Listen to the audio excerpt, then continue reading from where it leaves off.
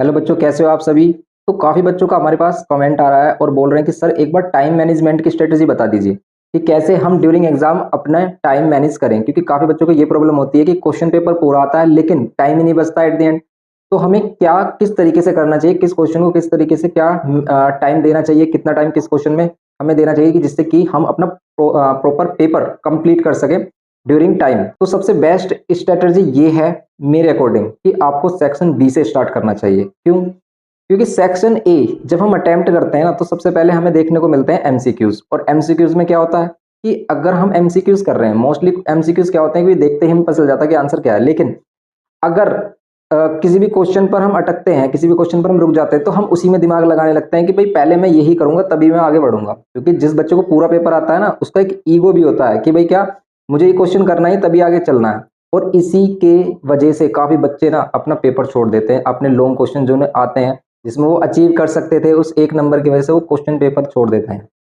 तो आप डिस्ट्रैक्ट ना हो ड्यूरिंग एग्जाम, तो इसलिए सबसे पहले आपको सेक्शन बी अटेम्प्ट करना है। और सेक्शन बी में भाई 7 क्वेश्चन होते हैं और उसमें से एनी 4 हमें अटेम्प्ट करने होते हैं। तो सबसे पहले बेस्ट 4 अपने अकॉर्डिंग बेस्ट 4 देखने हैं आपको, जिसके आपको मैक्सिमम पार्ट्स आते हों वही अटेम्प्ट करने हैं। अगर आपने 5 क्वेश्चन अटेम्प्ट किए तो भाई फर्स्ट 4 के ही आपको मार्क्स मिलेंगे, इसलिए 5 या 6 क्वेश्चन अटेम्प्ट ना करें, बस आप बेस्ट 4 ही अटेम्प्ट करें। क्योंकि अगर आप 5 या 6 क्वेश्चन अटेम्प्ट करते हैं तो उसमें आप अपना टाइम ही वेस्ट करोगे। तो सबसे पहले आपको सेक्शन बी ही लिखना है एग्जाम में।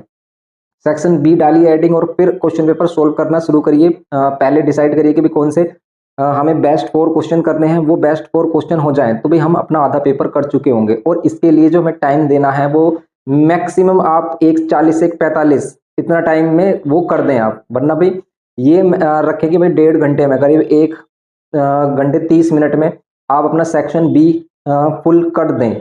वैसे तो इसमें टाइम लगता है, तो आप मैक्सिमम भाई 1:40 से 1:45 तक टाइम ले सकते हैं। फिर हमारी बात आती है सेक्शन ए की। फिर सेक्शन ए को भी आपको कैसे अटेम्प्ट करना है कि पहले एमसीक्यू नहीं करने हैं, एमसीक्यूज को पढ़ना ही नहीं है। एमसीक्यूज के लिए सेक्शन ए डाल लें और एमसीक्यूज के लिए क्या छोड़ दें आप, स्पेस छोड़ दें, नंबरिंग डाल के स्पेस छोड़ दें। क्योंकि हमें तो वहां पर सिर्फ आंसर लिखना होता है, सॉल्यूशन बताना नहीं होता, तो वो स्पेस छोड़ सकते हैं, उनको बाद में सोल्व कर सकते हैं। और उसमें भी जो हमारा कंपलसरी पार्ट है 25 मार्क्स का, क्योंकि 15 मार्क्स के एमसीक्यूज है और 25 कंपलसरी मार्क्स है, तो आप 25 वाले क्वेश्चन करें जो कंपलसरी हैं। इस तरीके से टाइम मैनेज करें। या फिर आप ऐसा भी कर सकते हैं कि भाई अगर आप सेक्शन ए से स्टार्ट करना चाहते हैं तो एमसीक्यूज पढ़े ही ना, ठीक है, एमसीक्यूज नहीं पढ़ने हैं आपको। उसके लिए स्पेस छोड़ देना सेक्शन ए लिखकर, फिर कंपलसरी क्वेश्चन करने और देन आपको सेलेक्ट करने हैं अपने बेस्ट 4 क्वेश्चन सेक्शन बी में से। उनको करने के बाद लास्ट में एमसीक्यूज करने हैं। तो